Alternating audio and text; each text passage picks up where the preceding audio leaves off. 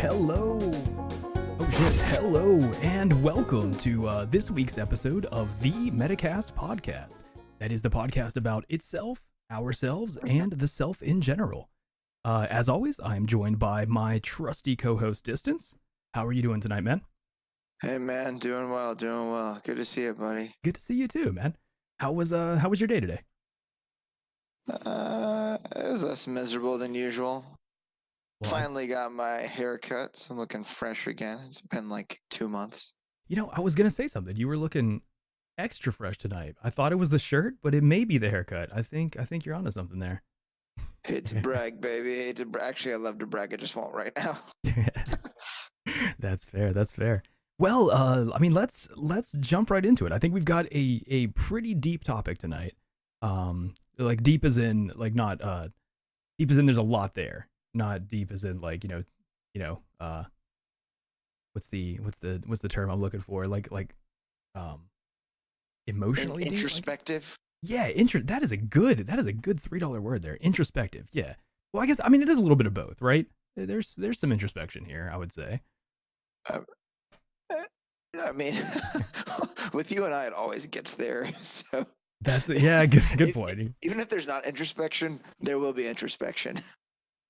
That would actually be I would be down to do an episode where we try to take the most superficial topic we could and make it as introspective as possible. We should set a goal for that. If there's one thing I think we can definitely do, it's that. Let's see here. So let me pull up the first clip that you've suggested for tonight. Do you have anything you want to say to lead into, or do you just want me to roll it? Let's just roll it. We'll do it live. Exactly.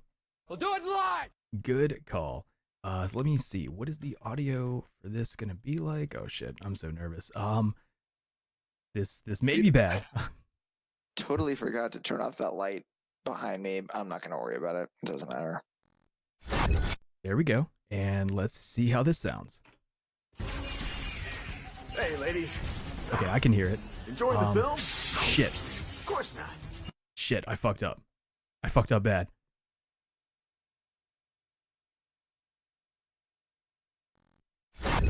There we go. Okay. All right. Now we have it. Did you hear that though, by the way? Do you have any audio? Oh, now I can't hear you. Oh God, what happened? Oh my God, this is horrible. Wait, yeah. Okay, oh, there we go. Okay. So actually, I had to mute you on Discord so I could hear the clip itself. Okay, gotcha. No worries. All right, well, I am starting the clip right now. Hey, ladies. Enjoying the film? Of course not. Because this is our movie! And Dr. Pepper 10 is our soda. It's only 10 manly calories, but with all 23 flavors of Dr. Pepper. It's what guys want, like this. Catchphrase. So that you is can what keep guys the want. romantic comedies and lady drinks. We're good. Dr. Pepper 10, it's not for women. Wow. All right, so as I think you could gather from the video here that the topic tonight is going to be I guess oh shit, where is this fucking, oh my God, my scene is gone. Oh, this is so shitty. God, this is gonna be the most scuffed podcast. I can't say that. Fuck, this is gonna be the most fucked up podcast we've had. All right. So the topic is gender-based marketing, or I guess like market segmentation is kind of the same thing, right? I don't know. You did more homework on the shit than I did. I'm gonna have to pull that shit up. You said market segmenting? Segmentation? Yeah, market segmentation. It's just the idea that like by different characteristics, creator, composing consumers who will respond similar to marketing strategies. Yeah, okay. I mean, that's a general marketing thing, like segmenting the groups for whatever market it is to advertise to them in a fashionable. They'll all respond to it the same way. I guess that makes sense. Yeah, and I guess the idea is like the easiest way to segment the market is going to be by like gender, right? Or yeah. Well, I mean, by many different ways, but that's one way to do it. I mean, one of the other clips that we'll show tonight, also there was actually a massive surge in sales for one of the products after really? they started that marketing campaign. Yeah. I bet you could probably guess which one it is. I'm gonna have to keep my eye out for that. I But can't think of there's it right now, but there's actually one that I really wanted to show that I couldn't find a clip of just by itself. It was for Sabra hummus. yeah. Which, by the way, that stuff is absolute shit. Learn how to make some at home and make your own damn hummus. That stuff is disgusting. There's like way too much salt in it. It's like a weird consistency. It's just not good hummus. So it's a shit product, honestly. But the one where it's like the guy and like his daughter, and he's like wearing a flannel shirt, like one of those like puffy like Land's End vests or whatever. And Okay. she's like, and he's like talking about like, yeah, so I introduced my dad to Sabra hummus, and then at the end of the commercial, is like, you know what this would be really good on? Meat. Like, do you know the commercial I'm talking about? I don't think I've ever seen that. No. Do Well, it's people just put funny. hummus on meat? No, it's just Okay. something like to try to get it to appeal to people that might have made fun of it in the past, like Gotcha. to have Okay. like sort of like a outdoorsy dad with like silver fox type gray hair and all that kind of Yeah, someone that you would normally not picture ordering hummus or eating hummus, I guess. or Yeah, maybe not even knowing what the hell hummus is. True. Yeah. Probably thinking that hummus is like Sharia law, basically. Like, yeah. But that was a terrible joke. I try. I liked it. I try. I liked it though. But yeah, so I mean so the Dr. Pepper 10 ad, I like what they're doing here because it feels very tongue in cheek. It feels like it's kind of a parody of itself. I mean, like he like back fists a snake and it explodes. Yeah. It's like everybody knows that it's so over the top that it's just like there's a fucking way that they're being serious. Mm-hmm. So I did do like a little bit of research into this, and I guess apparently diet soda sales were noticeably low among men. And I guess that they looked at that and said, okay, there's a market here. For some reason, men are not interested in diet sodas. How can we increase their interest? I don't know if it was like, is caring about your caloric intake not masculine, I guess then is like the reason there, or what's? I mean, there is actually an occasion that kind of sticks out with me from our childhood where I think I was like 15 or 16, and I was talking to Oh God, what story are you gonna tell? It's not about you. Oh, okay, all right. I was talking to our good friend Craig, who's played Rocket League with you on the stream before. Oh yeah. And I had just gotten into weightlifting. I think it would have been when I was 15. I had just gotten into weightlifting. I didn't really know what I was doing, and the internet hadn't really taken off as like a really robust information source yet. Okay. So I had gotten a lot of information and stuff from like books and magazines and stuff, and I found this like bodybuilding, weight gain, whatever, like lean muscle, whatever crap they said to make you buy the magazine article. Yep. Whatever. Kind of meal plan. And when I told Craig like about the meal plan, I was like, just what kind of stuff are you eating? I'm like, oh well, there's a lot of like leafy greens and some rice, and one of the things is my god, I'm such an idiot. Did you just close the link? I just closed the tab. I'm such a moron. We'll do it live. Oh god, this is what happens, guys. It's what happens. I told you guys this is going to be the most fucked up podcast we've had so far. I've messed up a few things. You've messed up one. Oh god. I appreciate that though. God. You're making me feel now? a little better. Yeah, you're back. Okay. So sorry. Jesus. No, actually I love that because I'm not the only one fucking this up. Yeah, so it's like if we go down, we go down together. I was like, and then like, for dinner, like for lunch, like, you eat like a pound of chicken breast, and for dinner, it's like, Hold on, you were eating a pound of chicken breast at lunch? Yeah. That is a lot of fucking chicken. Damn, dude. Yes, sucking all that down was ridiculous. And then it was like, like a 9-ounce steak. And when I said steak, he was like, yeah. Yeah. And I was just like, was that exciting? I mean, steak is pretty it's good. like, I'm not gonna lie. I do like steak. and there's even like, I don't remember if it was even one. It might have been one of the ads I was like sort of perusing through to find content for this, or it might actually be one of the ads that we're going to show. But one of an ad that I saw was like, it's like, and the waiter's like, and what would you like with that? It's like, I'll have the fry. And then like his wife kicks him under the table, and he goes, the fruit cup. He was gonna have fried something or whatever. Yeah, I think that there's something, and I don't know if it's a Western thing or what, but I think there's something about like, men should have a manly appetite and they should eat manly things, and eating stuff that's like good for you apparently is not thought of as being, I guess, masculine in some groups. Because, like the company that I work for, we have tons of operators in a plant, and you expect those people to be like, rougher individuals. I mean, our operators do hard work. It's not an easy place to work. Yeah. And it's hot as fuck out there. I mean, there's reactions that are exothermic. Oh, yeah. And it's also hot as fuck and humid. So they're kind of like the tougher sort of roughneck type crowd. And a lot of them look at me weird when I'm eating things like, well, as long as it's not kale, I don't get a lot of shit, but I don't really eat kale because it's kind of gross.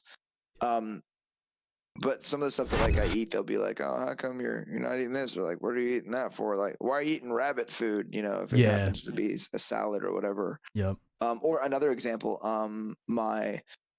there's I don't know if you've been there or not. If you haven't, you really should. Have you been to any of those like Brazilian steakhouse type places? No, I want to though.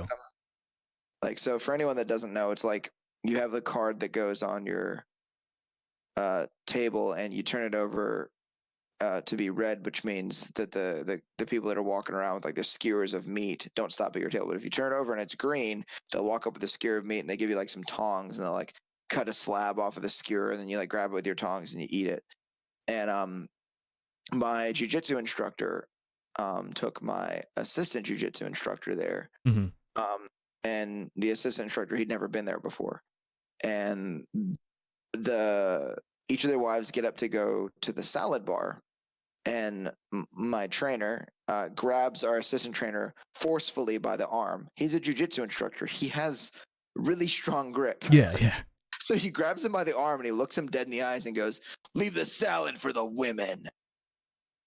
So it's like, yeah. And so then at that point he's kind of like, okay, no salad for me. I guess. And I don't know if that was like, if he was legitimately saying like, that stuff's for the women, or if he was just kind of being funny, or if he was just trying to be like, dude, the meat's fucking good. Like, eat this shit. Yeah, I mean, there's one thing like saving room for it, right? But there's another thing like saying, "Oh, the salad's for the women." Like, I think we all need fiber. I don't think that's a purely sex-based or gender-based thing. It's a pretty important thing, and actually, just beside the point, but just fun thought. The first time I left one of those places with my girlfriend at the time, I looked at her and I was like, "How do you know if you're bleeding internally?" Because like, you eat so much, and it's pretty much all red meat. So you're just kind of like, I'm gonna die. Do you get the meat sweats? Is that a thing? I mean, I've heard of it. Yeah, I've eaten a lot of meat since I started eating meat. Not too long ago, but I've never experienced it. But I've heard multiple people mention like the meat sweats. I don't know. I don't know exactly what it is, but I mean, like, so I mean, there is like. There's something just incredibly silly about that, right? Like from the standpoint of like, how does I mean, of course, like sex would make some sort of impact on diet and things like that, because sex has like a biological component. But gender, it's like, what does that have anything to do with what you want to eat or what you want to drink as far as a beverage? Like, I think to some degree it's the word diet, like And I don't know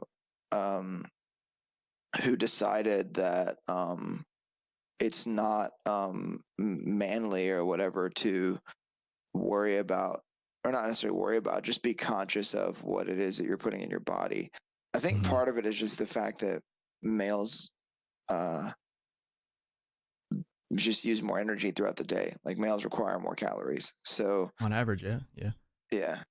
So I don't know if it has anything to do with that or what, but it's like this whole idea that perhaps maybe it's a leftover thing from like the Greatest Generation and like the, what was that, the 30s to the 40s or whatever, 30s to whatever, whichever fucking group was the Greatest Generation. I can't remember. It's considered the boomers basically, right? Or is the generation before that? I think it was the generation that gave birth to the boomers. Okay. So our grandparents, I suppose. Okay.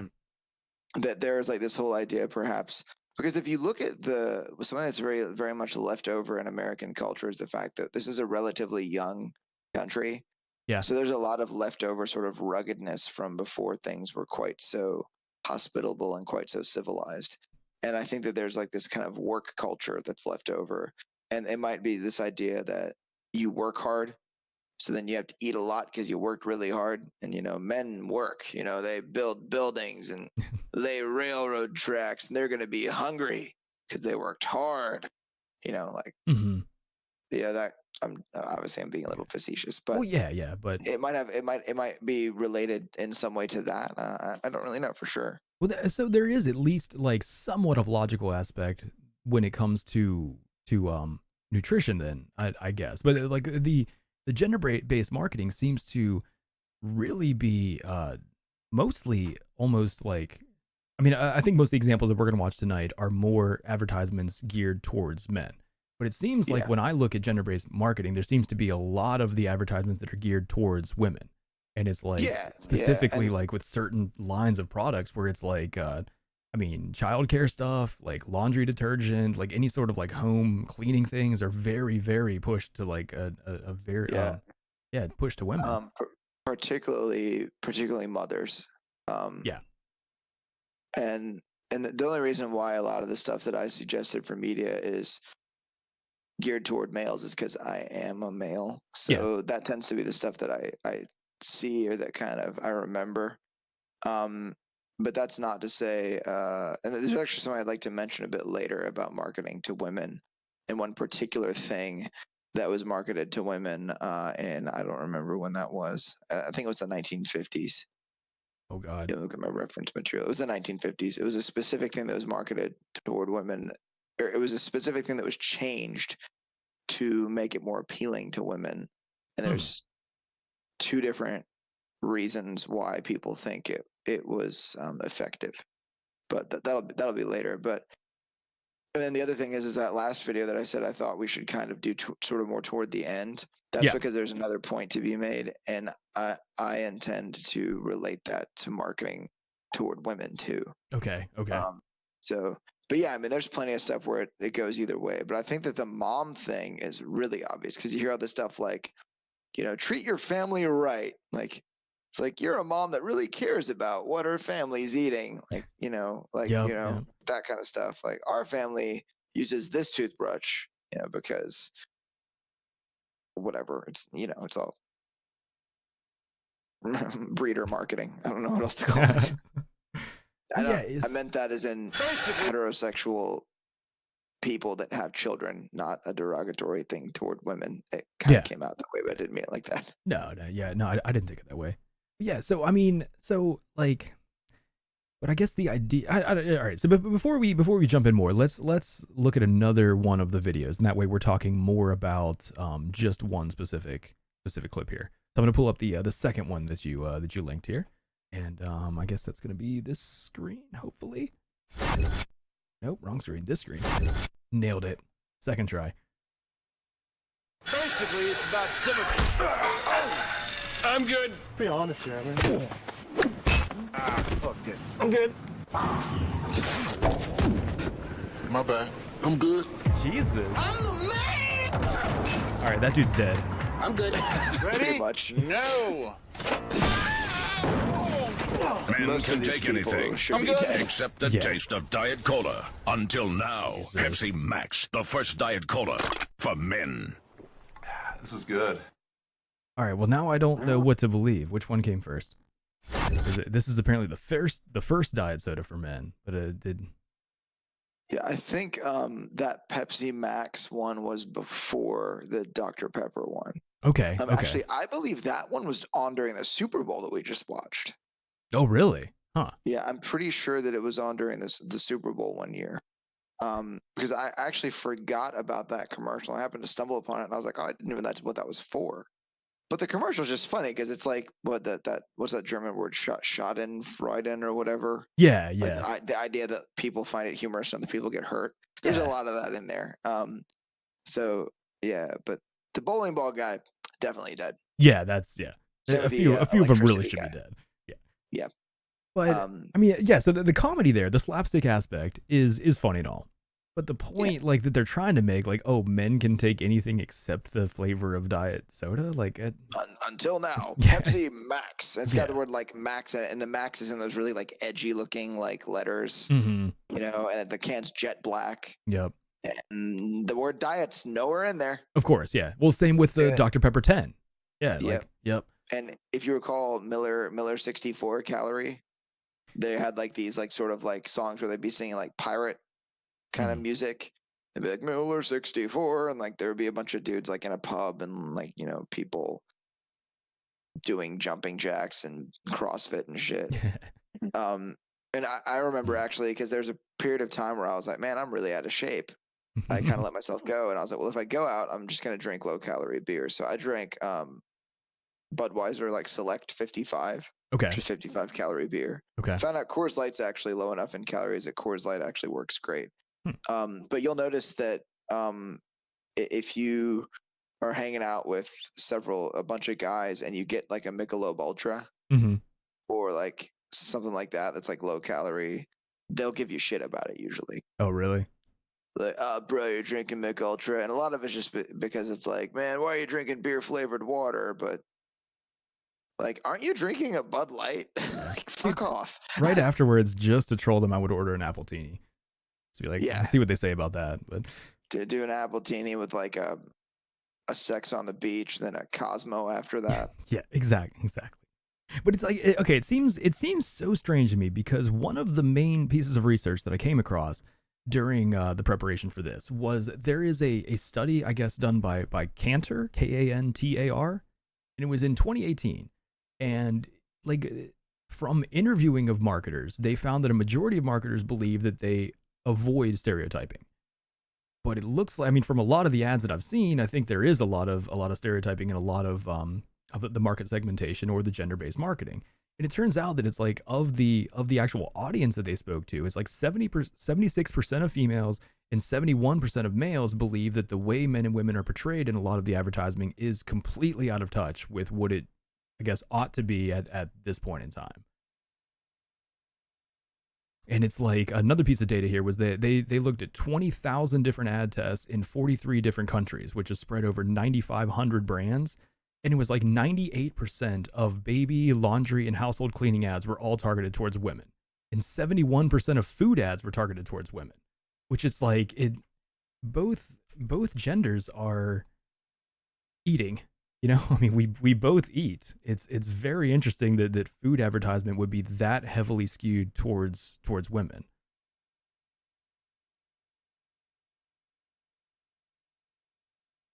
Yeah, I'm thinking about like Pepperidge Farms had this ad when we were like probably adolescent age, where it was like, I want to say like fucking like Bette Midler was in it or some shit. And she was like in a bubble bath, like eating these like Pepperidge Farms Milano cookies. Okay. As it was some sort of like guilty pleasure, like I deserve this. Yeah. Also, I'm a famous singer and a movie star. Be like me. Get a bath this fucking big. So yeah, I mean, and there's like different stuff. Like, have you seen the if you go in the frozen food section, there's a Hungry Man. Yes. It's like got big beefy like fat letters. Hungry Man. Yeah. Yeah. Well, I mean, we start from a very young age of like segmenting the market. I mean, the pink toys versus blue toys, things like that. It's, I mean, I don't understand, I guess, so the point of it for the companies is they believe that they're going to sell more product or make more money by advertising to a specific demographic there. Well, I think that if you look at the two ads we just watched, those aren't really gender stereotyping. They're trying to take something that generally seems like it's like not okay for like guys to do or whatever and try to make it manly. Yeah. So it's like, here's an action film, Dr. Pepper 10, it's like guys are tough, Pepsi Max, it's like they're trying to sort of take something and give you the impression that, oh, men do this. So it's almost like trying to take it in the other direction. So instead of being one stereotype, let's try to kind of break that. Let's create a new one. Let's give these people the impression. Let's appeal to their ego. It's like, oh, I'm a fucking tough motherfucker. Like, I'm such a tough guy. I should drink that. Yeah. I'm tough. Because I can drop a bowling ball on my head. Yeah. It's like, and not die. I really hope nobody tried that. But it's like, to me, it just seems like it, in a roundabout way, even though both of these ads were doing it in a humorous manner, and at least both of them seem at least somewhat tongue-in-cheek, it is still just perpetuating some gender stereotypes that I don't know if it's beneficial to do. I feel like there's like a net negative to it, that it's like, yeah, maybe they're going to sell more units or whatever, but like what you're actually putting into society, is that worth it? And or is it beneficial, or is it actually going to be negative in the long run? Jeez. I mean, all that really matters when it comes down to it is that they sell product. Yeah, true. Well, yeah, that's all that matters to them. Yeah, but I guess that, like, I'm looking at it more like, as the consumer, like, do I feel that I mean, of course, I don't know. I mean, the question I'm trying to get to is, do I feel that the advertisement is harmful or beneficial? But really, when it comes down to it, do I feel like any advertisement is beneficial in any way? A lot of it is just, kind of mass hypnosis, right? Like, yeah, I think it's more, some of these ads are actually more prescriptive than descriptive, I think. Yeah. More descriptive than prescriptive. Okay. I screwed that up. So they're saying, they're basically taking stereotypes that they observe and applying them to a product. So like, here's all these things that guys are, but here's this other thing. You drink this beverage. So I think that they're putting that stuff in there because it is appealing to people. Of a certain like gender, and that they're convinced that that's going to help. I guess, now, yeah. I don't know whether or not those two ads actually boosted the sales or not, but I will tell you that I don't even know if Dr. Pepper 10 is still openly like distributed, if it still exists, but it was actually pretty good. I know Pepsi Max is. I don't know about Dr. Pepper 10. And I tried Dr. Pepper 10, I think, before I saw the ads. And it was pretty good, I thought. Better than Diet Dr. Pepper. Well, see, that's weird because they say that Diet Dr. Pepper tastes more like regular Dr. Pepper.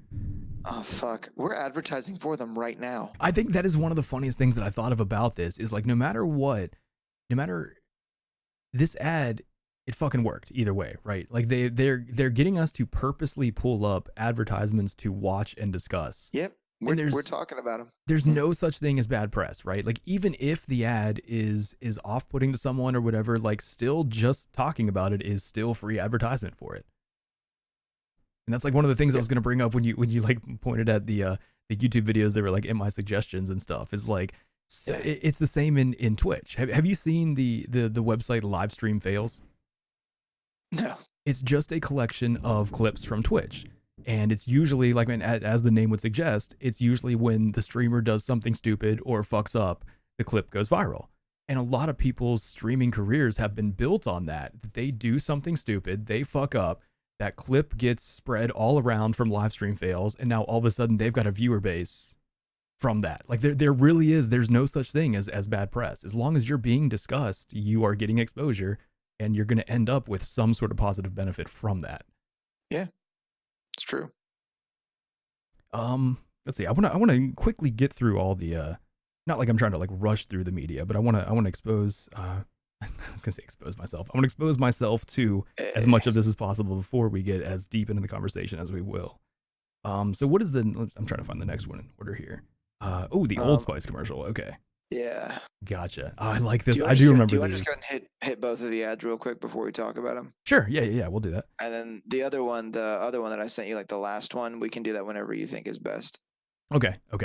So yeah, we'll watch Old Spice next, and I'll get the next one queued up after that.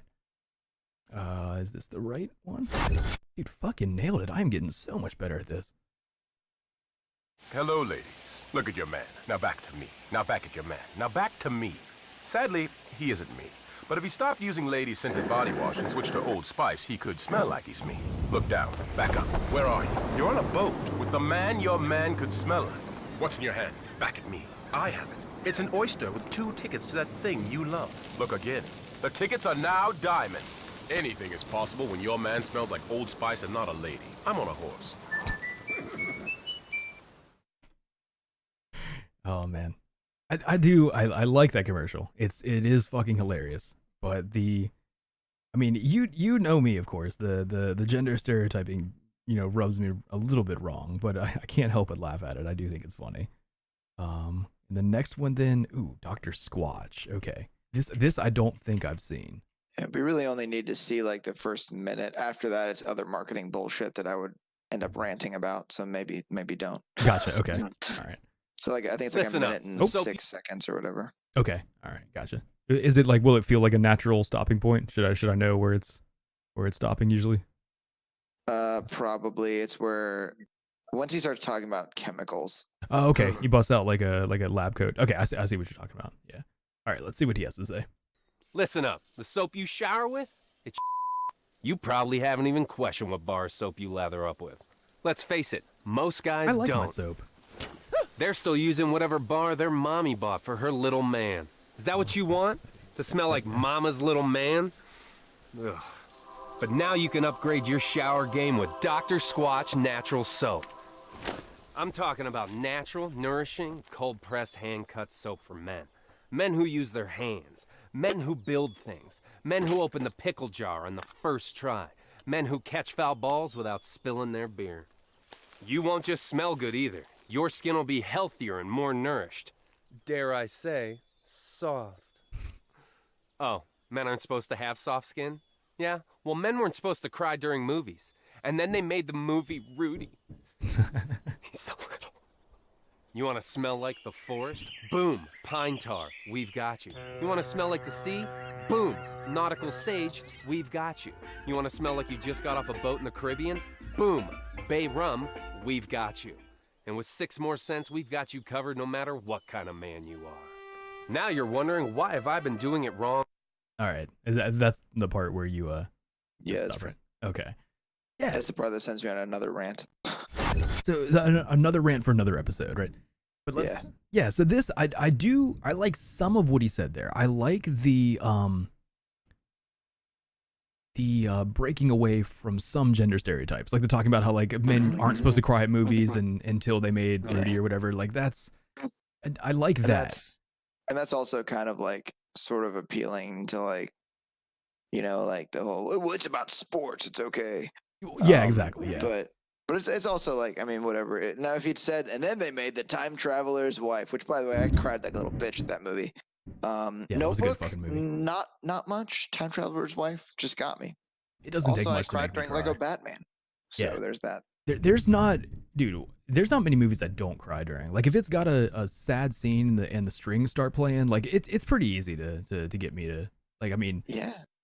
Infinity War and Endgame both made me cry, without a doubt. Man, they wrote those musical scores like that on purpose, man. They do. Yep. Yeah. The Green Mile, God, that was one that got me real bad. That's a difficult one. Yeah. But then also the thing, like, but he does the thing where he's sort of like, I do kind of, where the like mommy's little helper thing. It's kind of like, the thing is it's applying pressure to an individual, but not in a fashion that I think is bad, because they're making a contrast between a child and an adult. It's like, make your own decisions, like, decide what works best for you now. obviously they're trying to push you and be like, are you a boy or a man? But and it works for the marketing, I'm sure too, because it appeals to the ego a bit, right? I don't know. But Like the whole thing about like the whole like men who build things, men who open jars on the first try, and men who catch a foul ball without spilling their beer. A lot of that's like sort of saying like, if you do these manly things, this is the soap for you, man. It is fun because I definitely use what is I guess would be considered women's soap, but I really like the way that it leaves my skin feeling. And apparently the Old Spice guy's got a real fucking problem with that. I think he does. I think Dr. Squatch guy does too. I think both of them. I mean, because it is the same bar of soap that my mom would buy. And so go ahead. Of the last 3 that we've watched, which one do you think boosted the sales the most? Ooh. Actually, of all 4 of the ones, but I mentioned this after we'd watched the first. So I would guess Old Spice. Yeah. Really? Old Spice sold a shitload of stuff after that. Okay. Their sales increased like it was something crazy, like 3-fold or something. It was nuts. Huh. Because what that ad does is it bruises the shit out of your ego. Mm-hmm. Because like it's, hello, attractive woman, look at your boyfriend. He's fugly. Look at me. I'm gorgeous. Yeah. He's never gonna look like this because he's fugly, but he can smell like me. And the guy's like, oh my God, I want to look like that guy so bad, or my girlfriend's never gonna love me. I could smell like him. I mean, dude is pretty hot though. Yeah, he's a very good looking man. Yeah, not gonna lie. Yeah. He's built. I mean they selected the spokesperson very well for that ad book. It was funny. I think Terry Crews was right before that, and he was hilarious. Oh, see, I thought this was the beginning of this ad campaign. Actually, maybe Terry Crews was after this. He might have been, but there was like this whole ridiculous thing where it was like a Tide commercial, and then Terry Crews crashed a jet ski through the wall. Yeah, it's a Tide ad. Talking about how Old Spice was so powerful that it advertises in the middle of other brands' ads. It's like, oh shit. And then he would like flex his pectoral muscles a lot, and they'd make weird sound effects. It was actually kind of funny, I thought. Yeah, Terry Crews is a national treasure. I love that man. Yeah, I mean he does over the top very, very well, I think. But it's like I do you remember, of course there's a new series on now. But do you remember Queer Eye for the Straight Guy? Do you remember that show, the original one? Yeah. Where it was pretty much all straight guys except for one gay guy on the show, and it was like kind of a makeover kind of show, and it really was just more or less a makeover. And the thing that I liked about that, do you remember Dustin? In high school? Yeah, the singer. Mm-hmm.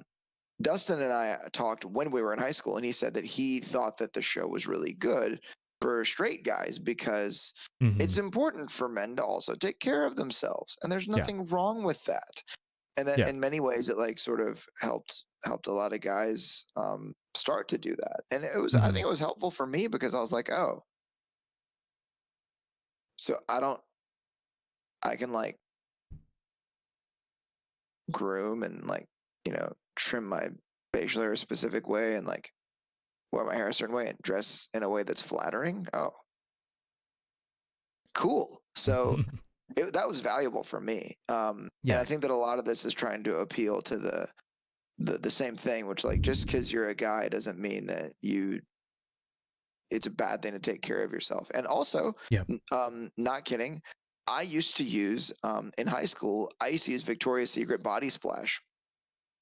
And like my sister had some. Which scent? I can't remember. Okay. I have no idea. I was out of cologne, and my sister had some of that, and I was like, fuck it. I got all these compliments from girls like the whole day. Nice. And I was like, okay. like I'm a straight high school kid. I am predisposed to the opinions of women, girls at that point. Like I am going to wear this shit all the time. So like that became a thing because they liked it. So I was like, okay, all right. Yeah, I used cucumber melon from Bath and Body Works for quite a while. I loved that scent, and I mean still do. Yeah, I just don't actually buy it anymore. But I mean, it started because I bought it for a girl for Valentine's Day and didn't have the guts to actually give it to her, so just ended up using it myself. But then I realized how much I liked it and continued using it. But Hey man, lose win. yeah, It's all good. exactly, yeah. But I mean, but I think Um, the point though, like what we're getting to is like they're since we have become young adults and to the age we are Dude. now, there has been a big change in gender roles and gender stereotyping and how um I guess how people look at what the male gender is supposed to do and quote unquote and what the female gender is, but like the gender roles are changing. I mean they're in a point now where a lot of people are reassessing what that means to them, right? yeah, yeah. I think the thing is that it actually creates difficulty because,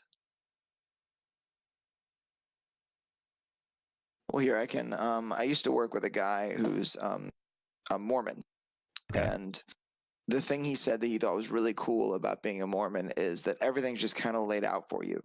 Okay. That you just do everything however you're supposed to do it, and that's that. So I think he found some comfort in the fact that he didn't have to put in any effort. Mm-hmm. So I think He's got a that what it's roadmap done there. is, Yeah. yeah. And the thing is that when gender roles start to crumble, it's usually because of prosperity in the society. So as prosperity increases, gender roles decrease. Hmm. So it's a sign of prosperity that we're at that point now. Um, but it's it creates more effort. Now you need to figure out these things, like, who am I? What specific um, values do I think are the best? It makes a lot for us to have to put effort into that we didn't have to before. And Yeah. I'm not saying it's a good thing or a bad thing. I'm just saying it's a bit more laborious for us Okay. because there was a time where it was like real simple. Go to school, maybe go to college. Get a job, doing something productive. Buy a house, have some kids. Um, you know, guy goes to work and works real hard and works his ass off and maybe 40 hours a week, maybe 60 hours a week, and Yeah. wife takes care of everything at home and has kids and takes care of kids, and you know um, and regardless of if it's like good or beneficial, it was easier because they were just like, well, this is just what you do, Okay. Yeah. so then you just do that. Yeah. So I think that a lot of it creates a crisis. And actually, I was reading an article. This is here. I'll just I'll link it on the stream. Okay. I was reading an article and I'll just kind of paraphrase some parts of it. The whole idea that so this was in 2011. So some of these ads are old, like the low calorie soda ads. Those are like pretty old. They're like Yeah. 7, 8, 9 years old. Okay. Yeah. This So seemed dated. yeah. So this is October 13th, 2011. So Yeah. Even the Pepsi so Max ad was in 4:3 ratio. yeah, yeah. So yeah, Dr. Pepper is facing criticism for a very pointed ad for a new 10-calorie soda. The ad says Mhm. of the soda, it's not for women. Mhm. I'm skimming through. Then the Old Spice man, for instance, challenged men to both smell good and look buff. The ploy worked. Oh, here you go. I looked up some more information on this, but this is where I first saw it. Last year, according to Adweek, sales for the body wash at one point had more than doubled. Hmm. So it wasn't threefold; it was more like twofold. And then I actually looked up some numbers later to kind of confirm in a couple different places. Mhm. Then Pepsi Max, on the other hand, also says the same thing, but it blatantly makes no mention of the word diet on its jet black can Yep. or in its ads. Yep. So this is an interesting thing. So this is just some person that the editor of this article decided to quote. So clinical psychologist Dr. Jeffrey Gardner said, they're really trying to push an idea that in order to be a real man, a man's man, you can't be sensitive. You've got to Hmm. drink beer. You've got to be into physicality. And if nothing else, you can't tap into that feminine side. Yeah. Um, Huh. So let's see. And this becomes even more interesting. The message is be macho. And according to Gardner, I actually just said Gardner, but that's not how you say the person's name. Oops. Gotcha. It's striking a chord with men at a time when women are finding professional success. The ads say, if you haven't been able to get up with them, this is a way that you can. Gardar says, harken back to when a man was a man. Forget about these women. They're not your competition. Now you can reclaim your territory and be the king of the jungle. Yeah, so there's also another individual that speculated that it was a redrawing of old battle lines and stereotypical roles between men and women. Yep. So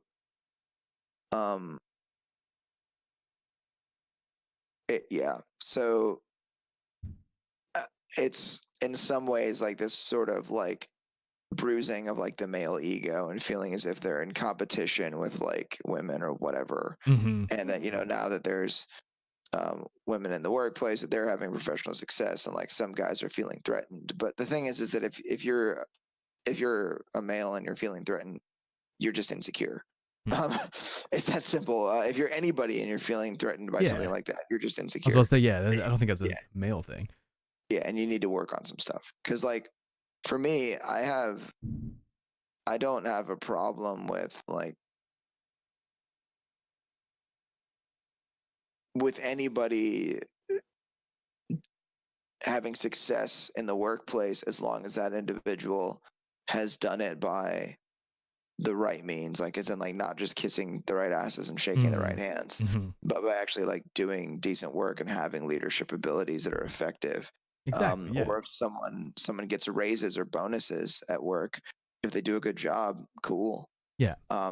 And the other thing is that like it's like anything else to me, that no matter who you feel like is outdoing you in whatever way, if that's a problem for you, then do better. Exactly. Shut the fuck up and do something. Like, don't. Yep. Okay.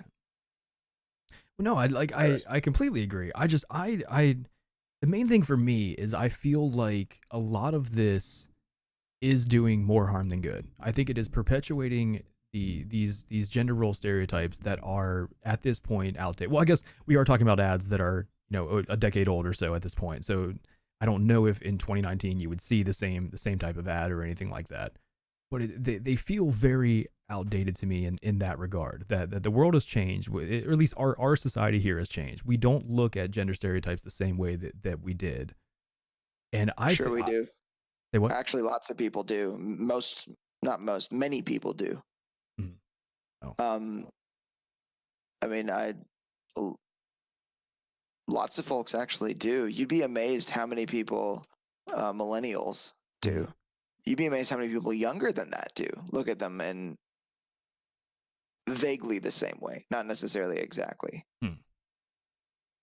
I don't know. It just, to me, it's I don't know. The whole thing to me is just it's so silly. Like the idea of gender is just arbitrary and silly to me. I don't understand why it needs to be a divisive thing like that. Like I don't know. So it always rubs me the wrong way like that, just because the whole concept to me is strange.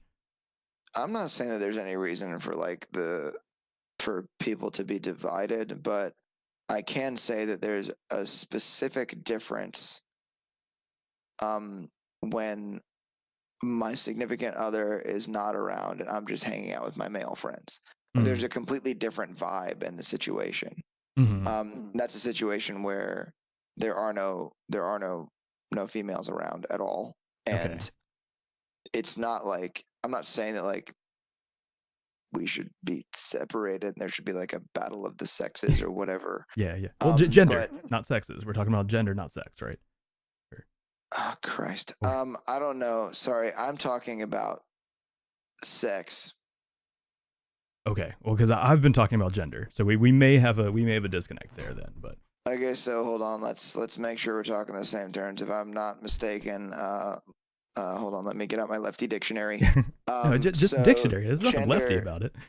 Gender is actually, I think we looked this up one day. But it's like terms that are favored. So gender is what, like the expression of how you. Well, there's two parts of gender. I'll just look it up again. There's two parts of gender. There's gender identity and gender expression.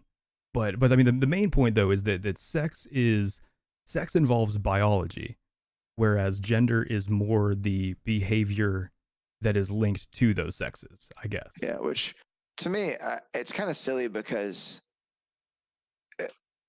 in that context, gender basically means personality. I mean, like, that's all that it means. To some degree, yeah. Like how you act. Yeah. In the lens of like culture and society, how you, but they're clumped in. I mean, that's why, like, I mean, of course, like sex is a spectrum, gender is a spectrum. They're both continuums. They're not like sex isn't a spectrum. It's a continuum. Yeah, it's not. There's not just like a, not just like two. What do you mean when you say continuum? Like, even though it's very strongly bimodal, it's not just exactly two sexes. It's a continuum, that there are people that exist in between the two. Like intersex people are a thing. Like it's very rare, but it does happen. So I think there's a fault in that logic, in that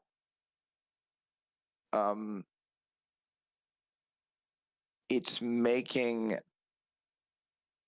you're taking outliers, like actually pretty far off outliers, and using them to define a much larger majority sample group. Well, that's why I would say that it's very, very largely bimodal. I mean, 99.995% of people are going to be one of the two sexes. But it does happen in nature where humans can be born intersex. Yes, but that's like, I don't know for sure, but I would debate that that's probably like way out there rare. It's about 1 in 2,000. So it's like something that's that rare to me isn't even a relevant point of the conversation. Like it's just an easy way to try to what's the word I'm looking for? To try to like negate or falsify something by using a tiny instance in which something is different, when most of the time it's But what does it negate or falsify? I think it's trying to just make those people feel that they exist in a fashion that, like, the way that they were born, it's I don't know if I want to call it an unfortunate circumstance, but like intersex, like being a very rare condition like that, it does so happen that, like you said, it is very rare. It's like 0.05% or something like that. But either way, I mean, that's like not even a point to our conversation. If you disagree that sex is a continuum, I disagree. But that has nothing to do with our conversation, though. Well, gender in the way that it's broadly defined can't be anything other than a continuum. Exactly. Like there's no choice in that. Like the way that it's, the definition of it makes it that thing. Well, because there's no hard lines in gender. Like without. But there are in sex, with the tiny exception of those occasions in which someone is born outside of those norms. Well, exactly. And if that happens, then that's fine. And like, okay, whatever. Sometimes stuff is different. Sometimes people are born in a fashion that's largely different than the vast majority of individuals, and that's something that those individuals like need to and should work through, and should have people in their life that support them, and that shouldn't feel as if they're some kind of freak. Exactly. Yeah. But that's something that is a personal thing that an individual needs to figure out, to come to terms with. I mean, being someone that has a debilitating disease, I understand what that's like. Exactly. Yeah. So, so more to the point of gender, though. So gender is, like you said, definitely a continuum. And I mean, in the way it's currently defined, I would say that it has no choice but to be defined as that. Yeah, and it's like, the weird thing is, with gender, there are no hard lines. You can't, like, in my experience, it's not like you could point to something that is like, oh, without going to biology or sex, you can't really say that, like, oh, this trait is manly, or this trait is masculine, or this, like, there's nothing. Everything becomes very arbitrary, and there's no hard lines there. But when I say masculine, you know exactly what I mean, because you were born in the West and you've been exposed to this culture your entire life. Yeah, but that doesn't. But the trait that is masculine, I don't think identifies someone as being of the male gender. there are plenty of people in the female gender that would also have those traits. So it's like you can't like point to a certain trait that would like say like, oh, because this person is this way, they're a male gender, or, or because the only traits, generally speaking, that would be in any way relevant would be all physical, for the most part. Which is sex. Yeah. Yeah. Yeah. But not. I don't. It's because when I hear the way that people talk about gender, I'm just hearing people talk about personalities, like who you are and how you act. Yeah, I mean it's your, well, it's like I said, there's the two sides to it. There's the gender identity. It's what the identity that you feel, which gender you feel you identify with, or neither, I guess, in some cases. And then there's the gender expression, which is, I guess, how you are expressing that identity and how the rest of the people around you then receive that. So it's this is a rabbit hole I hate going down. I'm actually honestly like really. I'm just so bored of the gender conversation. Like everybody, like at work all the time, it's like, oh my God, can we just shut up? Can we just stop now? Like, why this thing? Is that something people talk about at your work a lot, or? Oh yeah, people talk about it everywhere. It's ridiculous. And like people Not will at my make work. like people will talk about like make like weird jokes and crap here and there. That are like, because they assume that everybody has the same sort of stance or ideas that they do. Mm-hmm.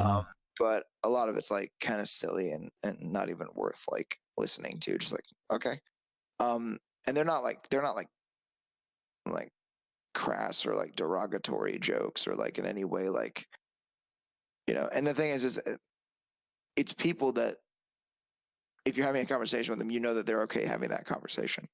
So you're not, people that I work with are not going to pull you into a conversation you don't want to have. Gotcha. So if anybody wants to talk about the president, I'm like, look, I'm bored with that. Like, I really just don't even want to talk about it. So if there's a conversation about that guy, I got nothing to say. Yeah. And they're usually like, oh, okay, no problem. Exactly. And, like, you know, yeah. So it's not like anything. It's not like unprofessional or like, or infringing. It's just sometimes people want to talk about that stuff. And I'm fine talking about it because like I don't really get necessarily like emotional about any of it. Doesn't like upset me or like piss me off. But the thing is that it's like when we talk about, okay, so you said, because I'm getting confused, so I need to unconfuse myself. No worries. So gender expression, this is Wikipedia, it's the first thing that came up. Okay. Gender expression is a person's behavior, mannerisms, interests, and appearance that are associated with gender in a particular cultural context, specifically with the categories of femininity or masculinity. Mm-hmm. Yeah, I would agree with that. Yeah. Okay. And then gender identity is, once again, Wikipedia. Okay. Is the personal sense of one's own gender. Yeah. Gender identity can correlate with assigned sex at birth or can differ from it. Yeah. All societies have a set of gender categories that can serve as the basis of the formation of a person's social identity in relation to other members of society. Yeah. So the problem I have is that I don't care. Like, as in, like, why do I need to associate my personality with a gender? Why can't I just be me? Because I think it's all really limiting. Like, if you think that men and women is limiting, so is any other label you can put on yourself.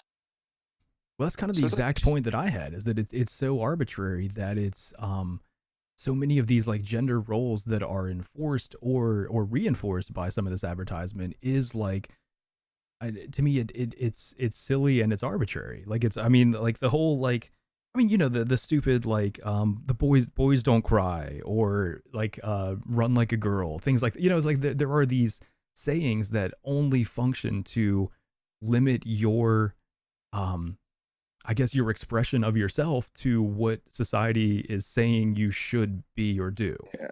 So the funny thing is actually like the length of the torso in relation to the legs, the width of the hips, and the location of a person's center of gravity does affect the way that they run. Yeah. But that doesn't necessarily make one way better than the other. Yeah. Yeah.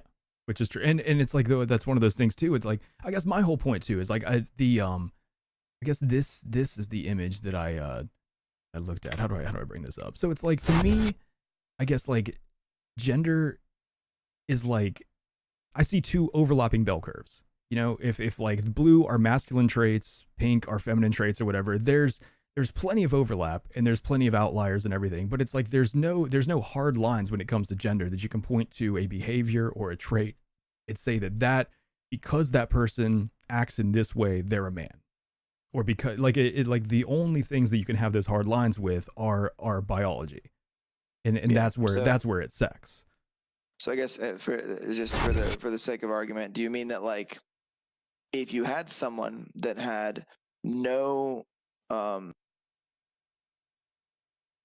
discernible physical characteristics, then oh cool. Hey, thank you for the follow, Captain Big Tuna, and one for my homies. I appreciate it. Someone that had no discernible physical characteristics of a male or a female, the way in which they behaved wouldn't be a way that you could determine exactly what I wish we could do that experiment, damn it. Well, I mean, I would argue that is the I mean, the main way you interact with everyone is like, 99% of people that you interact with, you're not actually ever going to know what sex organ they actually have. You make an assumption of what sex they are based on their gender expression. And normally for most people, gender and sex are the same, not the same thing, but they are expressing the gender that aligns with their biological sex. So for most people, it works out that way. But when it comes to when you're interacting with people, it's like you're more interacting with their gender expression, not their actual sex. I would say. Hold on, I didn't hear that last bit. Most people when you're interacting with them, you're interacting with their gender expression, not with their sex. It may happen that those align in the vast majority of situations, but it's like really the behavior that you're experiencing is simply gender expression. I'm interacting with a person and not their sex organs. Hopefully, yeah. That's the goal. I mean, that's yeah. like, well, depending on the situation. Yeah. So I got distracted by the fact that apparently one for my homies knows that guy with you. Oh, yeah. She was in my chat the other night when I was playing WoW. She went to high school with us. Yeah, so but You did? She did, yeah. She definitely did. But yeah, so I mean, but the whole point though, like that I was making though, is the gender is like it's arbitrary. It exists on a continuum or a spectrum. Like I showed the overlapping bell curves. Like that's more what I think of as gender. So it's like you can't narrow down the behaviors that would make someone a man. You can't just point to a behavior and say like, oh, because this person acts in this way that they're a man, or because this person acts in this way they're a woman. Yeah, like, well, it's exactly like the same thing that we were talking about with statistical outliers. Mm-hmm. You could gather some data and you could say the majority of the people that identify this way or were born this way tend to act this way. But that doesn't necessarily mean that there's any kind of causality that you're drawing between them being born with a specific sex organ, hormonal makeup, and sex chromosomes or whatever. Exactly. So yeah. I think I agree with you in that you can't just say that because this person is this, they will act that way. It's just like a generalization, and even then, it's like it depends where you are. Exactly. Yeah, it's a cultural thing. It depends what group of people. It depends what group of people you're with, even within a culture. Like you're hanging out with I don't know, a bunch of barbers. Okay. You're hanging out with a bunch of I don't know, Instagram models. You're hanging out with a bunch of soccer players. You're hanging out with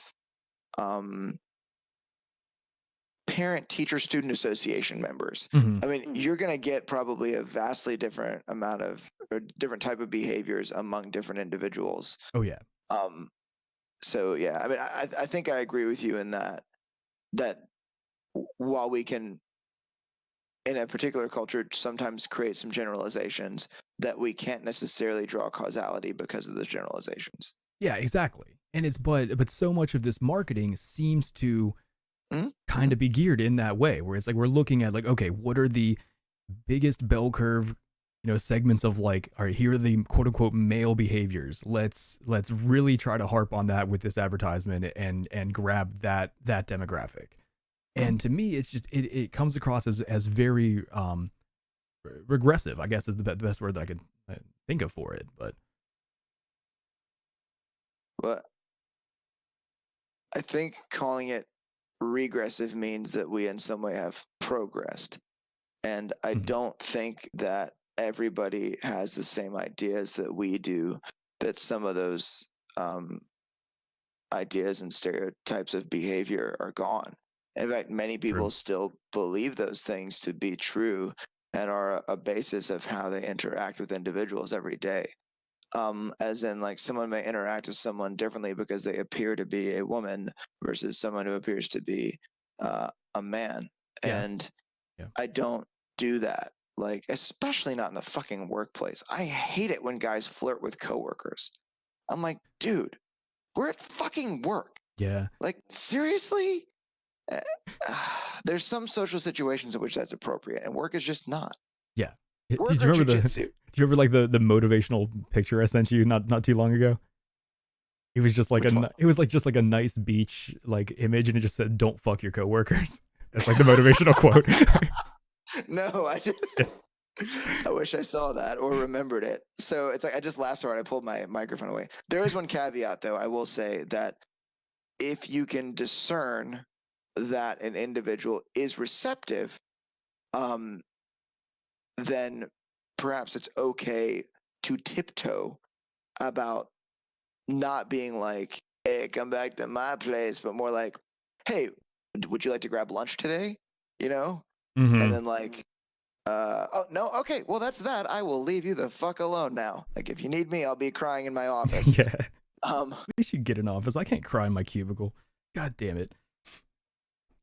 But yeah, I mean, I guess like what I'm getting to though is I don't see much of a benefit to it, and I feel like the ads are doing more harm than good. I would argue, but that is my my take on it because of my beliefs of how gender is arbitrary, I guess. But when I say that these ads are descriptive, I mean they know that there's actually a large number of people who still believe those things are like all the crap that he says in the Dr. Squatch ad, which by the way, that's a very recent ad. Yeah, that one does seem new. Yeah. Yeah. So the things that he says, like, men who build things, men who open the jar of pickles on the first try, men who catch a foul ball without spilling their beer. Like, there are people that would associate those traits with like being a man or being male or whatever. And because of that, those individuals are compelled by this ad. It makes them feel as if, oh, this is what I should do. And you know what? If you're a choosy mom, you choose Jif peanut butter. Is there any chance that, like you were talking about earlier, that is just resonating with an insecurity they have? Like, if you are secure in your gender identity and your gender expression, do you really need to buy a certain type of soap that's gonna, because real men buy it? You know what I mean? Or is that insecurity? I think it's a desire to be something. I don't know if it's necessarily insecurity. It's just a desire to want to be that thing. Okay. Whatever standard it is that they think that they're like living up to. Does that make sense? I mean, it does, but like, no matter how much Old Spice I rub on my body, I'm not going to be this dude. I can try. I love how you said like I rub on my body and then pull up the picture of like the buff dude with the massive pecs. Thanks, man. Yeah, I'm trying to get better at this whole content thing, but yeah, the like the idea they're selling you is it's bullshit to me though. I mean, but I guess that's what all of advertising is though, right? Like, and well, the Old Spice one in particular, that one in particular is plucking people's insecurities. It's the same reason, like, even though I'm joking, if I'm at a movie with someone I'm dating and like, Ryan Reynolds shows up on the screen with his pecs all like bulging out and his six pack, like, grating cheese, I'm like, Like I'll like put my arm like, because it's like, because I'm like, wait, hold on, this is making me feel bad about myself. Yeah. I will never be that sexy, even though there's nothing sustainable about the kind of shape that people are in for movies like that. True. Yeah. But it's the same sort of thing, like where the guy's like, well, look at me. Now look at your boyfriend. Now look back at me. I'm pretty. He's not. And then suddenly it's like, oh my God, he's right. That guy's way hotter than. I mean, he's hotter than I am. Yeah. I'll tell you that. But I don't really care. Yeah. Yeah. Well, that's like so. So that's where the insecurity thing I think kind of comes in, and that in particular is engineered to do that. You can tell they did that in that one. Exactly. Yeah, I think that one's pretty blatant. That one's like right on the nose. Versus some of the others are a little more understated, I guess. But yeah. But I mean, the whole point though is is there benefit to it? Is there detriment to it, or is it just a thing? I guess like. I mean, the way I see it, like I'm. Oh shit, Voodoo! Thank you for the bits, man. I appreciate it. Rad, dude. Very nice of you. So the way I see it, I think, is that I mean, I'm quite the capitalist. So if that appeals to people in some way and it helps you sell your products, then I suppose that's good. Do you know who Edward Bernays is, perchance? Name does not ring a bell, no. Edward Bernays pioneered the public relations industry and propaganda. Many people call him the father of modern marketing. When was this? He was born in 1891, so I'm gonna say, let's see, what years was he active? Oh my God! All right, I didn't know who he was till today, but straight up mustache goals. He died in 95. He was 103. Jeez. So notable work in 1923, he wrote a book called Crystallizing Public Opinion. In 1928, he wrote a book called Propaganda. In 45, he wrote a book called Public Relations. Then 1955, he wrote a book called The Engineering of Consent. Okay. Let me read you a quote from him. Okay. I think this is from one of his literary works. The conscious and intelligent manipulation of the organized habits and opinions of the masses is an important element in democratic society. Those who manipulate this unseen mechanism of society constitute an invisible government, which is the true ruling power of our country. We are governed, our minds are molded, our tastes formed, and our ideas suggested, largely by men we have never heard of. It is they who pull the wires that control the public mind. Smoke weed every day. Fuck, that was the wrong clip.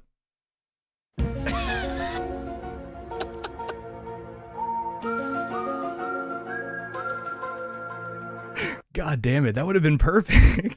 This really is the worst podcast we've ever done. But somehow probably the best too. But yeah, just to make you feel better. Hey, thanks. Perfect. But yeah, I really liked.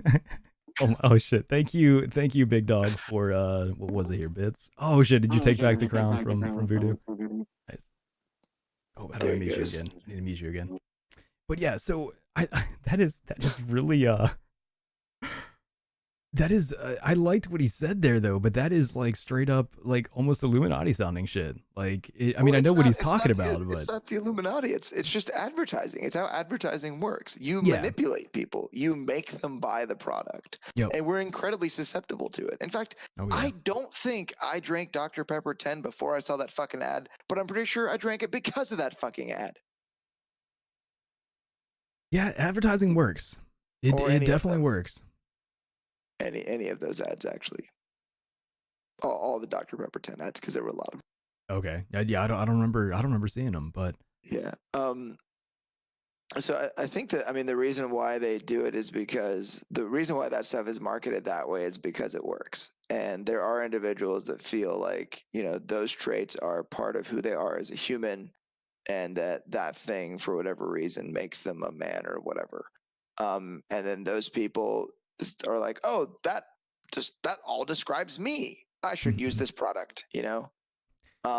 It's like, But do you think there's the other side of it too, where they oh, shape their I'm not behavior those from things. that? Yeah. Yeah. So like, or like, I'm not those things, so maybe I should use that product and I'll be more like that. Or just Or, oh like shit, I'm not like that at all. Maybe I should be that. exactly. Yeah. I'm not like that. I need to change to fit that. Yeah. And the thing is that a lot of that stuff in those ads is fairly trivial stuff, like that really doesn't matter. Um, so it's like, if that's stuff that you want to be, then okay. I mean, you catch that foul ball with that beer in your hand and you don't drop it, you know, like whatever. Yeah. Well, I mean, Watch that shitty movie with the machine guns. I mean, whatever.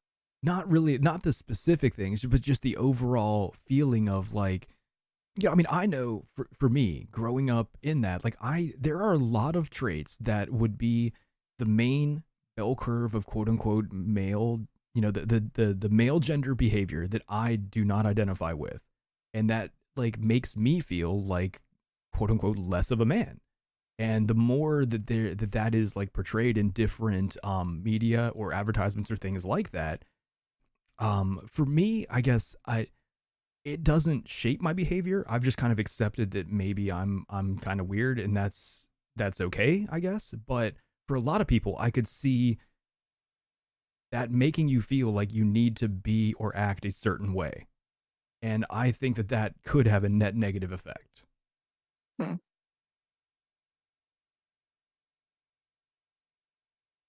But unfortunately, because it makes money, I don't think there's it's not going to change, and I don't think that it's in the any company's interest to change that.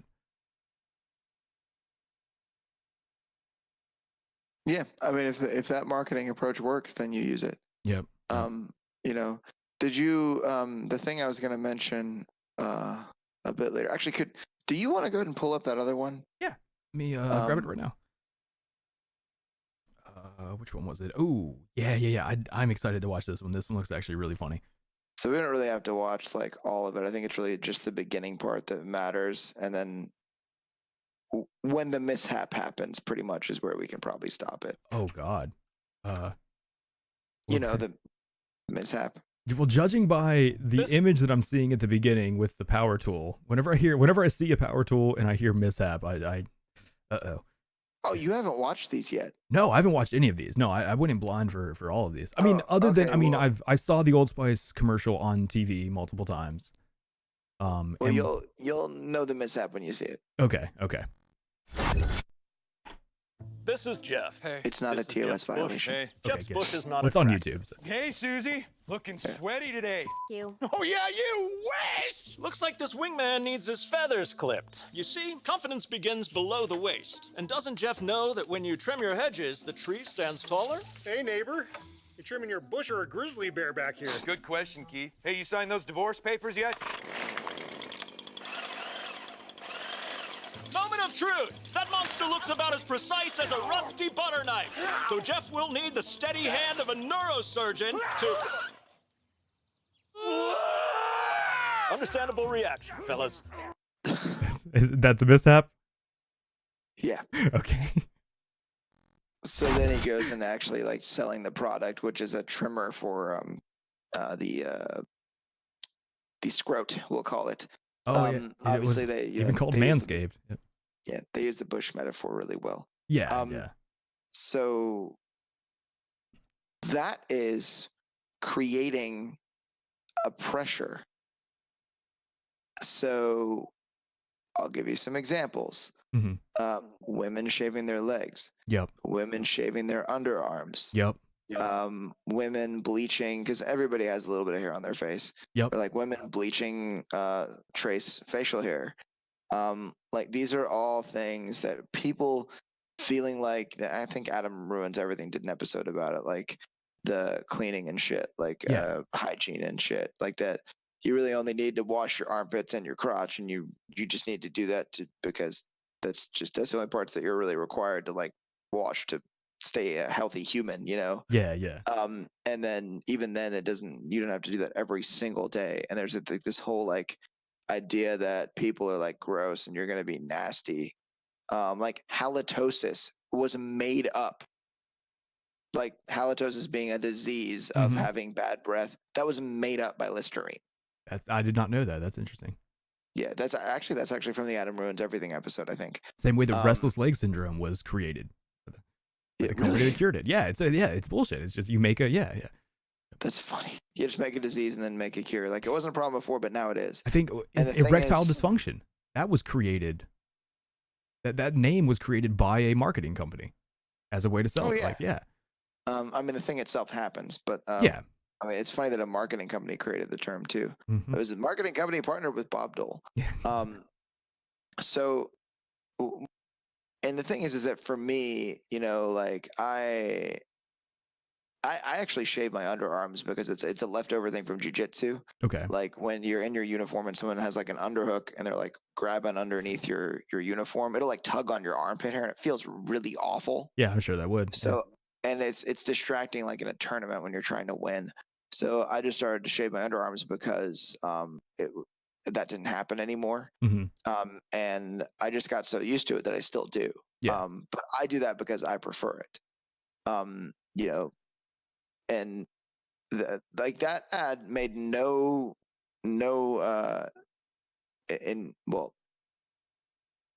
somewhat uncertain terms, they made no mistake in telling you that it's going to make your dick look bigger. They really say that. They're like, what does it say? The tree stands taller when the hedges are trimmed. You know, yeah, it's like, something. I forget what the line was. Like, yeah. Really? It's like, if you want your joint to look big, fellas, it's like, okay. Which actually, speaking of, I don't want to sidetrack us, but I learned this the other day. This is fucking hilarious. NASA, do you know how astronauts have to pee in space? It's almost like a condom type thing that they have to roll over. Okay. So apparently when NASA created that, they made 3 sizes, small, medium, and large. And there was a huge problem with a lot of drippage because no one would order size small. So they changed the names to large, massive, and unbelievable. And now everything's fine. But they're still the exact same sizes. It's just like... Did they actually do that, or was that just a punchline for a joke? That is really what they did. NASA changed the names of the 3, and now everything's fine. That's hilarious. It's really funny. It speaks to male insecurity a lot. And for the record, like, I mean, I actually manscape, so to speak. I don't go quite as hardcore as, you know, they're talking about it in that ad. But the whole thing is they're actually trying to create this idea that, you know, like there's an attractive woman jogging by. It's like, hey there. It's like, fuck off. Like no one's going to find you attractive if you have one of those. Yep. So trying to create a thing among like males to feel like they need to do things like that now too. Which is funny. While things are going the other way around, it's like, oh man, like we're losing ground. Like these women have stopped shaving their legs. Like, what the fuck are we gonna do? It's like, I've got an idea. Let's make men feel like they need to trim their bush. And I mean, you know, and you know, for me, it's the same thing. Like I do that because I prefer it. Yeah. You know, like whatever it is that you find most appealing for you, then do that thing. That's cool. You know, whatever. And or like if you show up at a road bike race, like road bicycle race, and your legs aren't shaved, no matter like who you are, people are gonna look at you funny. Probably. Because like all of them shave their legs. Yeah. And I mean, you know, it's different among mountain bikers. And if someone that rides mountain bikes finds out that I shaved my legs for a road bike race, they're like, bro, what the hell, dude? You know? Yeah. But yeah, that's sort of taking it back to like relating it more to like marketing, you know, geared toward women. The thing that I wanted to talk about was, are you familiar with the thing that Betty Crocker did in the 1950s with the cake mix? No, I'm not. So initially, the milk and the eggs were powdered in the mix, and all you had to do was add water. Okay. And so General Mills thought that would sell, but it didn't really sell quite as well as they thought it would. So what they did is they brought in a group of psychologists, because they're the best marketers, to help them figure out, you know, what do we need to do to make this product sell more? So then they added the idea, the step that you had to add the egg. And then I'm pretty sure you had to add the milk too. Or no, hold on. It said, against all marketing conventional wisdom, General Mills revised the product instead, making it less convenient. The housewife, this was the 50s. Okay. The housewife was charged with adding water and a real egg to the ingredients, creating the perception that the powdered egg had been subtracted. General Mills relaunched the new product with the slogan, "Add an egg." Sales of Betty Crocker instant cake mix soared. Huh. So the thing is, like, they say, like, why would such a simple thing have such a large effect? And it was the idea that some of these women felt guilty that they weren't putting a to it. And that just a simple act of adding an egg to it made it feel like they were putting in a reasonable amount of effort. That they didn't feel guilty about putting in a minimal amount of effort to get such a good product out of it.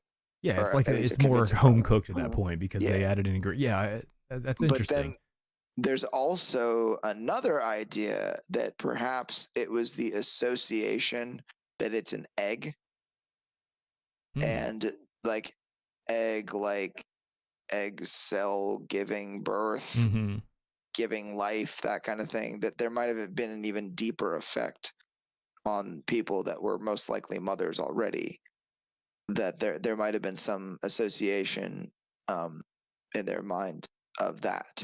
Now that's introspective. Yeah, so I suppose, yeah. But there's I mean, it's more, I think it was more geared toward them not feeling guilty that they didn't put any work in. It was actually making them feel like they put in some effort. Yeah. And that's almost like just having some satisfaction in a task that you've done. True. You know, it's like beating Doom 2 with all the cheat codes on. Like, it's not really satisfying, you know. Yeah, IDKFA, ITDQD. Yeah. So yeah, but that's just to take it toward like marketing toward, you know, women. That's another thing. That is interesting. I had no idea that happened. Then that's very interesting. Yeah, but like a lot of this is because this Bernays dude like wrote all these books and like gave lots of lessons on how to do this. He worked with lots of companies.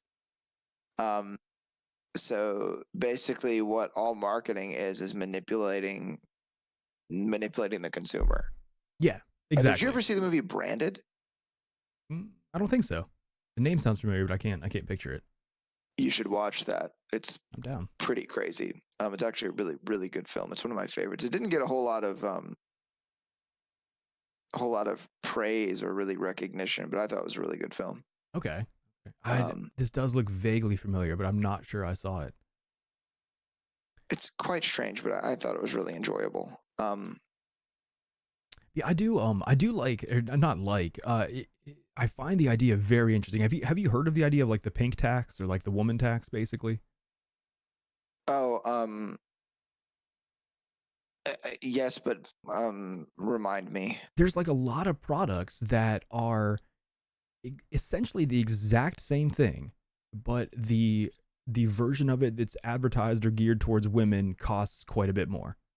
On average, like a certain percentage more. And it's weird that I mean, like razor blades, shaving cream, soap, just all these different things that literally have the exact same ingredients, but because one of them is in a pink container that's smaller, it ends up costing more.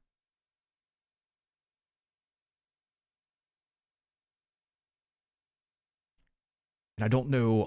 Yeah, I don't know why that is. I mean, I understand, like, you know, we've delved into the marketing idea. But all right, so going back to the cake thing, the big dog in chat did say that they called bullshit on that. They're doubtful that the woman would identify with the egg and mothering. You think it's more the just objective wanting to feel like they put more work in providing their family a meal that they actually did something to, rather than just coming out of a box?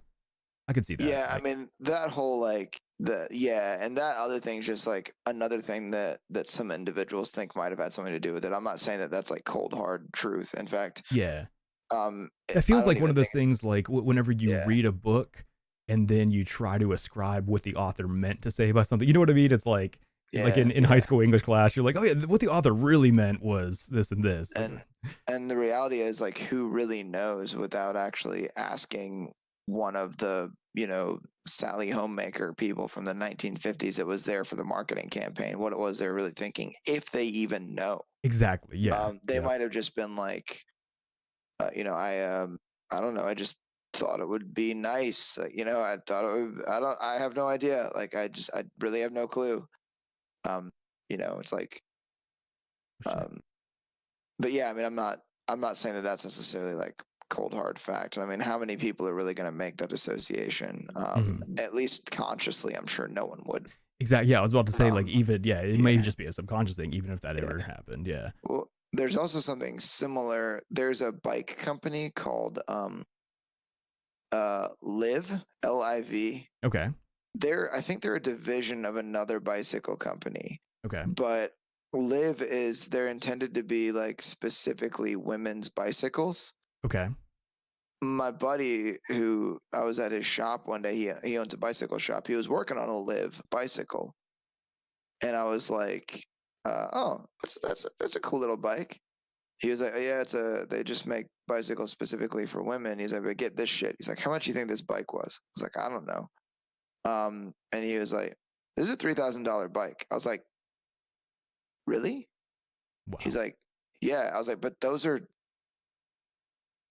those components, I think they were all Tegra and components made by Shimano." I was like, "Bikes with that group set usually don't cost that much." He's like, "Yeah." What would a bike like, with that component set usually cost? The bike that's actually right behind me, that one came with pretty sure it was an Ultegra group set.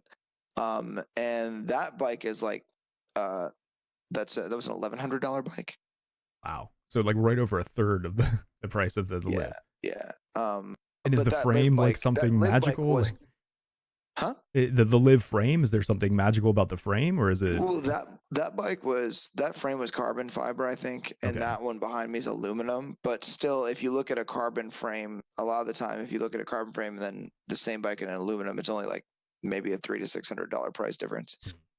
600 probably on average, depending on like the same exact group set. Okay. When I say group set, I mean the shifters, the cranks, the cassette in the back, the derailleur that changes the gears in the front and the rear, like all that stuff. So people don't know what I mean when I say that. So the stuff, all the other crap that's on the bike, with the exception of like the wheels. Yeah. But it's like it's cheaper parts at the same price. Yep. Or cheaper parts for more. Yep. So it's like that doesn't seem right. But he said it was like that for all of like the stuff that Liv made. Like stuff was like way more expensive than it should have been. Like here, I'm looking on their website now. I'm gonna look at a specific bike. Like, let's see this. What does this have on it? So this has a 105 group set, and it's this bike should not be $2,100. This should be like a $1,600 bicycle. Yeah, it's like, I don't. It's ridiculous. So it is. It's similar. It's not necessarily like a pink tax, but it's kind of like a women's bike, but it has shittier components and it costs more. Yep. Yeah, apparently I'm reading right now the pink tax is especially when speaking of razors. It's like women's razors on average are 11% more expensive than men's. Don't women's razors typically have more blades? Like, because my sister's, the ones that they use had five blades. I mean, I've seen like there's plenty of men's blades that are the study that I saw that was actually more in detail. It was comparing, triple blade to triple blade and quadruple blade to quadruple blade. It was like actually it went in more in depth than just this article I pulled up here. But no, it was like comparing flat across the board. And it's like, I mean, there's the men blades up to 5 as well. But yeah, I mean, they were basically, the heads were identical. The body was shaped slightly differently, and of course was a different color. But other than that, it's the blades you're paying for are basically the exact same thing. It's interesting. I don't know why the difference in price is necessary. I mean, it's probably not. They do it because they can get away with it, really. Exactly. Yes. If people pay for the price, and if people pay that much and they're willing to pay that much, then that's how much the thing will be. Yep. But I guess the question is, why are they willing to pay more for the same product? Yep. And it's, I guess, perhaps they're more compelled to use that product. I don't know. There's actually a really interesting book. I'm not done with it yet, but it's called Predictably Irrational. I think I told you about it. Yeah. Where this guy, he calls it like psychological economics or economic psychology. I can't remember, but it's about consumers and the irrational decisions we make and why. Yep. There may actually be something in his book about that specific thing. It seemed like something that he would be interested in, something that he would write about. Well, there's got to be, I wonder with like the bicycles especially, like cycling as a sport is pretty male dominated, right? Yeah, I mean, the biggest race in the world, there's no women in it, and there's no women's version or women's division. Mm-hmm. However, I will say mountain biking. Yeah, the Tour de France. Yeah, there's plenty of other events where there are women, and mountain biking. A lot of the major mountain biking events, there's tons of women that compete. Okay. And a lot of them are fucking sick. Like it's ridiculous how good they are. But I wonder, is it entering into a field like that you know is dominated by the other gender? Is there something that when you see a product that is actually designed for you, quote unquote, or like made for, like, do you feel like it's special, that there's some specialty aspect to it, I guess? I think that it might make you feel a little bit better that they design that stuff specifically for, women. I think in the same way that you see a company that designs bar soap to be used in the shower, that it makes you feel more comfortable that they designed that specifically for men. Perhaps you're willing to pay more for it because of that. With that Dr. Squatch company where they're selling that soap, and they say soap for men. Does that work on you in any way? Like, is there any part of you that wants to try Dr. Squatch soap after seeing the ad? I'll be right back. I'm going to show you something. Oh God, I hope he has Dr. Squatch soap right now in his shower. If that's what he comes back with, I am going to be so happy. Because I know for me, that I use a soap that is definitely a woman's soap. I use Caress bars. I love them. But the reason why is the way it makes my skin feel afterwards. Every other soap that I've ever tried, whenever I'm in like a hotel or something, and like whenever I've tried different bars like Dial, Dove, different types of soap, they always leave like a kind of sticky feeling residue on my on my skin. Sorry. And Caress doesn't do that. So I've stayed loyal to that brand. But I know that it is a brand, designed specifically for women, I guess, quote unquote. But it doesn't bother me in any way. I don't feel like I need to use a soap that is made for men. But then again, I guess like we talked about earlier, a lot of these ideas with gender just they kind of bounce off me in a way because I don't ascribe to that. I don't know. Hey, welcome back. Hey, so it's funny because I don't know how well you can see this logo. I'm going to do some more advertising, guys. God, my hair looks like shit. Hold on. Very nice. Oh, and it looks better now. Yeah. Sexy. Yeah, there you go. I don't know if you can see it in the camera, but that right there. Oh, Dove. Okay. Yeah, but you see what it says on there? It is Dove Men Care? Men plus care. That's what it says, Men Care. Okay. Bought that just because it fucking says that. I'm not going to act like I didn't. Looking back, I know that's exactly why I made that decision. Also, smells fucking great. Yeah. Yep. But also, at the same time, I got this shit. Oh, yeah, the pore strips, right? Yeah. They're a pain in the ass if you have a nose ring. So it's like but it's the same sort of thing. Like, I just thought that looks useful. I don't care about the fact that there's like a lot of pink on the container or whatever. There's like a blonde like lady on the front. Like, that doesn't matter to me. Yeah. Did I tell you about the time I had to nair my body hair because I lost a bet?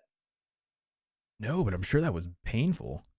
It wasn't that bad. Nair's just, I mean, you basically have a burn all over you, but it's a light burn. Okay. I only know this because I remember I spilled a base on my hand in chemistry in high school, and it made my like skin like slippery. Okay. There's a name for that reaction that occurs with the oils in your skin, but that stuff, my skin felt the same way as when I spilled a base on it. Gotcha. But it basically just chemically burns your hair off. So it feels like on the sensitive areas that would hurt. Oh, well, the nether regions, they didn't make me because they didn't want to check to see that I actually did. They were like, we don't want to know. But the funny thing is I found some a product. It was Nair for Men. Do you know the difference between Nair and Nair for Men? I don't. What is it? Nair for Men has a picture of a buff dude on it. Yeah, same ingredients, right? Same exact shit. Yep. I wonder if there's a price difference between the two. And even though I knew that, I was like, I somehow feel more comfortable buying the one with the buff dude on it. They've got us, man. The marketers, they know what to do, and there's a really, I don't want to call it like scary, but it's like there's an interesting science there where like you were talking about the mass manipulation of people. It really is like people are fucking predictable, and people in large numbers, like as much as we'd like to feel like we're individuals and that we make our own decisions and everything, one human does. But whenever you look at a population of, however many thousands or like tens of thousands or into millions, you can very accurately predict how the vast majority are going to react to things. And it's I don't know, it's kind of sad, right? Like, yeah, I mean, kind of sad but true. And I don't necessarily like think of it as being a bad thing. It just kind of is. I mean, it's unfortunate that that's the way that things are. Oh shit! The company that makes this is one of my company's customers. Oh, that's cool. That's interesting. So I'm okay with it. Pays my bills. Oh man, you totally just doxed yourself. People can now find that bar of soap, figure out what company makes it, and then figure out what companies are suppliers for that, and then figure out who's in their IT department. Oh god, dude, there's a rabbit hole. But no, I'm just fucking around. There's a lot of different stuff in here. You'd have to figure out which specific thing in here we give them. But so like normally what we try to do here, we explore an idea. We do the descriptive part and then the prescriptive part. I don't know what you can do about this, right? Like there's nothing we can do to change. I guess we just being aware of advertising and what it's trying to do to manipulate you. Dude, I was completely fucking aware of what I was doing when I bought Nair for Men. I knew exactly what I was doing. I was totally conscious of it. It almost doesn't really matter. Yeah. Yeah, it may not change the behavior, right? But I guess just being aware of the fact is beneficial in some way, I would say. I have a HyperX mouse pad because several professional StarCraft players I know use HyperX. Nice. Okay. But okay, so you're aware of it, but you still let it influence you in ways that it's not detrimental. But I think you have the level of awareness that you would not let marketing influence you in a way that you would not be comfortable, or you get what I'm saying? I think the level of awareness can at least protect you from making stupid choices. Yeah, I mean, to some degree, depending upon what the price difference is, or if the price difference even matters to me. So yeah, I mean, I think that it can in some way. So I guess just like, because the thing is like, even though this started out talking about marketing, using like the sort of the cross section of categories of consumers as men and women, like I think we've ended up talking about marketing in general. Yeah.